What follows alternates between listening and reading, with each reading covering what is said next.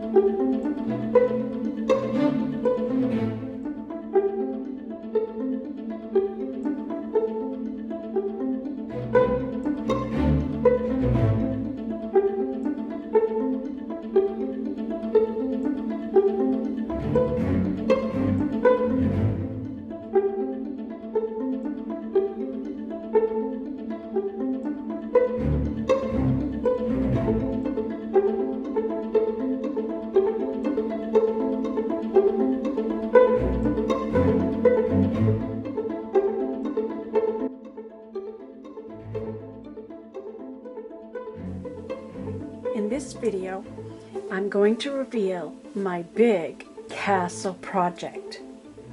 This was a huge project. I worked on it pretty much the whole month of November. I know that I've been teasing you a bit about this project for weeks now, so I am going to show it to you in this video, but the next video, or series of videos if necessary, I'll show you how I created it. Working with what I already had on hand, I made this project out of mainly trash, or recycled cardboard and paper, and lots of glue, both hot glue and tacky glue. You can never have too much glue. The main materials are cardboard covered with paper for strength. I know you're going to laugh about that, but I will explain later in my How I Made It video. I discovered that the backside of egg cartons had a great texture for stones, rocks, and bricks. From the egg cartons, I cut square blocks, brick-sized blocks, large rectangular stones, or whatever size I needed for the task. From the leftover scraps, I made some sturdier bricks, which I used on the floor and inside walls of the castle.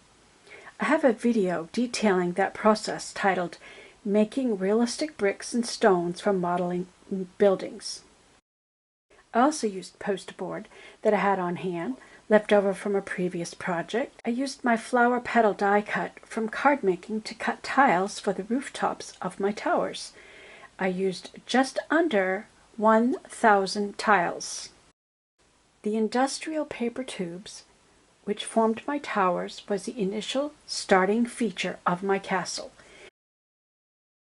Here's the basic structure. I also had on hand some EVA foam, which I had purchased for a previous project plan. I used it for making window frames, cutting strips with my mat cutter. I framed doors and made trim. This gave the doors and windows a nice, clean look. I also used tissue paper to add one more layer to help solidify the entire structure. Perhaps that wasn't necessary, and the varnish would have done the job just fine. I don't know for sure. But I'm intending that this castle will be played with by my grandchildren, so I didn't want to make it too easy for the parts to be just pulled off by little hands. I also used skewer sticks that you would use for making shish kebabs, which I had on hand. I did have to go out and purchase this cocoa flower pot liner to make my trees because what I had was dirty. I also used lots of brown paper, the same material you would find in grocery sacks or packaging wrap. That's how I hid all the raw edges of the corrugated cardboard, which also better held everything together and gave me nice clean edges. The last item I used was toilet paper to make the water and the grass. Yes, believe it or not. So now that you know all the materials that went into this project, I shall now show you the finished castle project that has over 160 hours invested in the making of it. But I must tell you, I had a lot of fun doing it. The whole scene is built on 3/4-inch plywood as a base. Without any further ado, I will present my medieval castle scene, which will be a Christmas gift for some of my grandchildren this year. I am making plans for the other grandchildren on another year. Now, to show you the finished project. To do that, I want to take you on a journey to a land far, far away, to another country, to another time period, over rolling green grassy hills, where we find an old stone castle resting on top of a small hill. The castle sits in Italy, surrounded by grapevines, apple orchards, and grassy hills that are sometimes harvested for hay. One side of the castle is bordered with tall cypress trees. There's a moat going all the way around the castle, and a stone bridge crossing over the moat with the only entrance into the castle. We're going back to medieval times, a time when there were brave, valiant knights who were experienced in sword fighting and defending off ferocious, fire-breathing dragons. Sometimes the knights would battle an army from another kingdom, and sometimes they would join forces to ward off the dragon who sought to destroy them and the castle.